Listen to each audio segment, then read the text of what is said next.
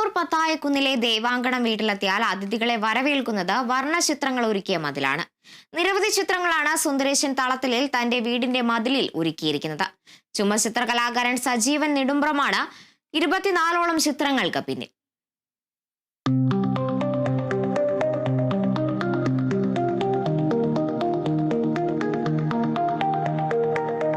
വീടും പരിസരവും വൃത്തിയും സൗന്ദര്യവും നിറഞ്ഞതാവണമെന്ന സന്ദേശമാണ് ദേവാങ്കണത്തിന്റെ വീട്ടുമതിലിൽ.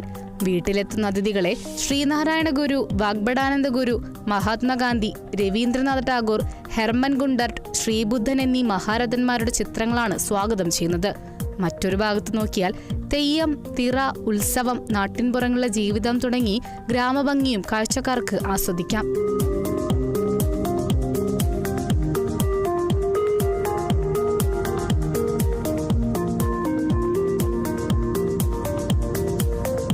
വീട്ടുമതിലിൽ ചായം ചാലിച്ച് വർണ്ണവിസ്മയം തീർക്കണമെന്ന സുന്ദരേശന്റെ ആശയത്തിന് വരകളിലൂടെ ജീവൻ നൽകിയത് ചുമർചിത്ര കലാകാരൻ സജീവൻ നെടുമ്പ്രമാണ്.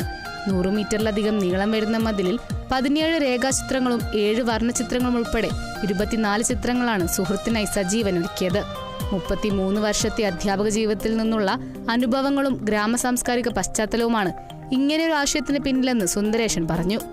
അധ്യാപകനായി ജോലി ചെയ്ത അനുഭവങ്ങളുടെ പശ്ചാത്തലത്തിൽ കുട്ടികളുടെ സർഗാത്മക പ്രവർത്തനങ്ങൾക്ക് നേതൃത്വം നൽകിയപ്പോഴുണ്ടായ ഒരു അനുഭവ പശ്ചാത്തലം കൂടി ഇതിന് പ്രചോദനമാണ്.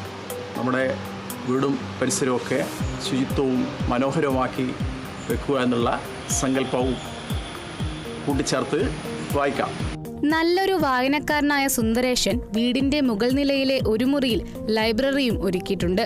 റഫറൻസ് ഗ്രന്ഥങ്ങൾ ഉൾപ്പെടെ 800ഓളം പുസ്തകങ്ങളാണ് ലൈബ്രറിയിലുള്ളത്.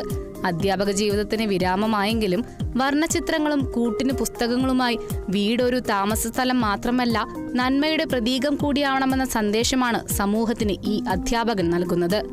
Kerala vision news, Kannur.